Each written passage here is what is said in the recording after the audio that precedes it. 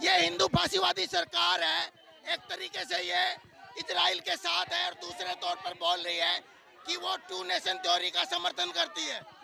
तो ये दोगली सरकार है, हिंदू फांसीवादी सरकार है और इजराइल की फांसीवादी सरकार का समर्थन कर रही है। हम लोग इस युद्ध विराम का समर्थन करते हैं। हम फिलिस्तीन की जनता का संघर्ष का समर्थन करते हैं। हम फिलिस्तीनियों को न्याय मिले।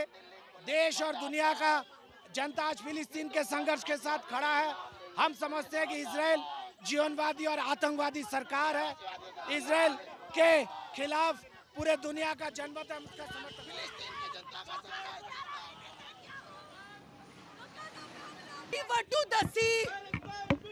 बाइडेन नेतन्याहू मुर्दाबाद, फांसीवादी मोदी सरकार मुर्दाबाद, बाइडेन नेतन्याहू मुर्दाबाद, बच्चों का नरसंहार करने वाला यूएस इजराइल मुर्दाबाद, फासिस्ट मोदी गवर्नमेंट मुर्दाबाद। हम मौजूद हैं दारुल हुकूमत दिल्ली के जंतर मंतर पर, जहां पर फ़लस्तीन और इजराइल के दरमियान जो जारी जंग है उसको लेकर यहाँ पर एक एहतजाज किया जा रहा था। ये एहतजाज मज़दूर संगठनों की जानिब से किया गया था, जिसमें मज़दूरों का ये कहना था कि जिस तरह से फ़लस्तीन पर लगातार बमबारी की जा रही है और इजराइल के ज़रिए जारहियत का जो सिलसिला देखने को मिल रहा है उसको बंद किया जाए, और साथ ही जो मज़दूरों को भारत से इजराइल भेजने की जो बात की जा रही है, जो ख़बरें सामने आई हैं कि भारत से मज़दूरों को इजराइल भेजा जाएगा, और उसको लेकर भी यहाँ पर मुखालफत की जा रही थी। हालांकि प्रोटेस्ट करने की यहाँ पर इजाज़त नहीं दी गई थी उन लोगों को, और उनका पुलिस का ये कहना है कि उनके पास इजाज़त नहीं थी, इसीलिए उन्हें